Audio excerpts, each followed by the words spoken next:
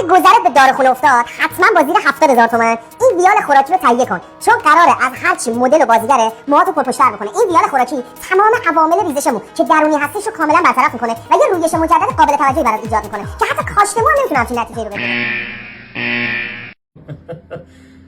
واقعا خنده‌دار نیست حرفاش. من نمیدونم چجوری اینا مشهور میشن. اون چیزی که این همکار که حالا همکار نگم بهتره، بلاگری که میخواد همکار ما باشه توضیح میده و میگه ریزش و رویش و اینطور داستانا.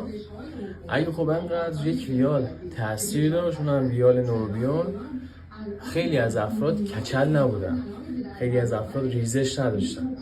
اگه اینقدر کشکی همه با هر استفاده از هر ویالی موهاشون در میومد که خب ما اصلا اینقدر کچل نداشتیم دور و برمون. این یک.